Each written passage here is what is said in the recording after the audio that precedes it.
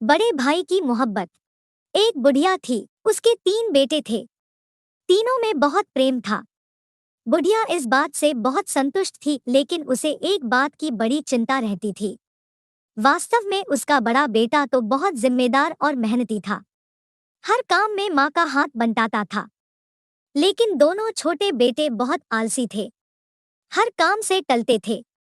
घर की कोई जिम्मेदारी नहीं निभाते थे। खेत का सारा काम उसका बड़ा बेटा संभालता था और घर का सारा काम बेचारी बुढ़िया को करना पड़ता था। बड़े बेटे से उसकी हालत देखी नहीं जाती थी, लेकिन कर भी क्या सकता था। फिर एक दिन उसने अपनी माँ को तीर्थ यात्रा पर जाने के लिए कहा। बुढ़िया ने मना कर दिया, क्योंकि उसे डर था कि सारा काम उसका बड़ा बेटा कैसे संभालेगा। लेकिन अपने बेटे के बार बार समझाने पर वह मना नहीं कर पाई और यात्रा पर जाने के लिए तैयार हो गई। बेटे को थोड़ा सुकून मिला कि कम से कम माँ को थोड़ी राहत तो मिलेगी। अपनी माँ के चले जाने के बाद बड़े बेटे ने थोड़ा और जल्दी उठना शुरू कर दिया। वो पहले घर का काम करता, तीनों के लिए खाना बनाता, फिर खेत में जाता। उसे अपने छोटे भाइयों से बड़ा स्नेह था, इसीलिए उनका काम न करना उसे अखरता नहीं था। माँ की तरह ही उनकी जरूरतों का ध्यान रखता। इसी कारण उन्हें माँ की कमी महसूस ही नहीं हुई। 2-4 दिन तो सब ठीक चलता रहा, लेकिन फिर एक दिन अचानक बड़े भाई की तबीयत खराब हो गई। उसे तेज बुखार हो गया था। वह बिस्तर से भी नहीं उठ पा रहा था।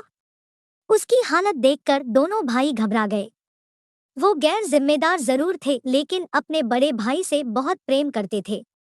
दोनों भाई अपने बड़े भाई से पूछ पूछ कर सब काम करने की कोशिश कर रहे थे और इसके साथ साथ अपने भाई का भी ख्याल रख रहे थे, क्योंकि ये जो लगाव होता है ना, ये सब करवा लेता है।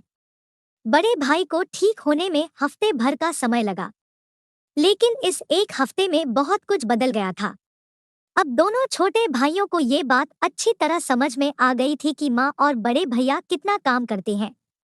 दोनों को अपनी गलती का एहसास हो चुका था। अब उनको काम करना अच्छा लगने लगा था।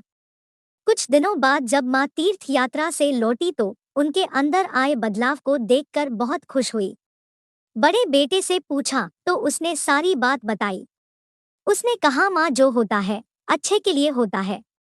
अगर मैं बीमार ना होता तो मेरे दोनों छोटे भाई जिम्मेदार ना बनते।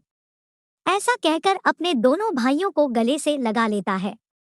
शिक्षा, हमें कभी आलस नहीं करना चाहिए और घर के छोटे छोटे कामों में हाथ बंटाना चाहिए।